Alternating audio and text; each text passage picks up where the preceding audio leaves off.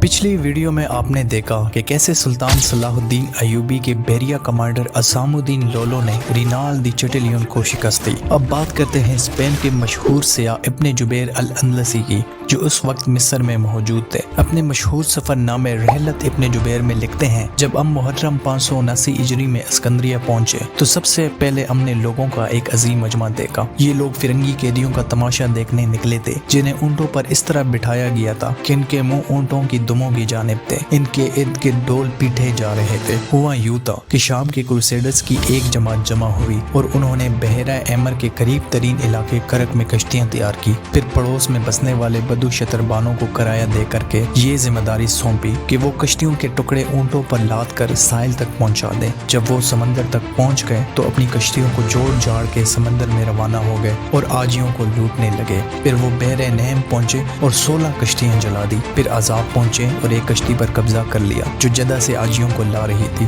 اس طرح انہوں نے خشکی پر اتر کر ایک بڑے قافلے کو لوٹا جو کوس سے عذاب آ رہا تھا۔ ان سب اہل قافلہ کو قتل کر دیا، کسی ایک کو بھی زندہ نہ چھوڑا۔ پھر یمن کے تاجروں کو لانے والی 2 کشتیوں پر قبضہ کر لیا اور ساحل پر مکہ اور مدینہ کے لیے جمع شدہ بہت سا اناج جلا ڈالا۔ ان کروسیڈر نے ایسے مظالم کیا کہ اس سے قبل اسلام کی تاریخ میں ان کی مثال نہیں ملتی۔ اس سے پہلے کبھی کوئی فرنگی ان علاقوں تک نہیں پہنچا تھا۔ اب مدینہ منورہ اور ان کروسیڈرز کے درمیان صرف 1 دن کی مسافت رہ گئی تھی، مگر اللہ تعالیٰ نے مصر میں ترتیب دیے گئے بحری بیڑے کے ذریعے ان کی بدماشی کو روک دیا۔ عاجب، جو لولو کے نام سے مشہور ہے، مراکش کے بہترین جہاز رانوں کے ساتھ آن پہنچا اور دشمن کو ایسے وقت میں آپ پکڑا جب وہ اپنے مشن میں کامیابی کے بالکل قریب پہنچ چکے تھے۔ ان سب کروسیڈرز کو قتل کر دیا گیا یا وہ گرفتار کر لیے گئے۔ یوں اللہ تعالیٰ اسلام اور مسلمانوں کو ایک بہت بڑے حادثے سے بچانے میں بخوبی کافی ہو گیا۔ سب تعریفیں اللہ ہی کے لیے۔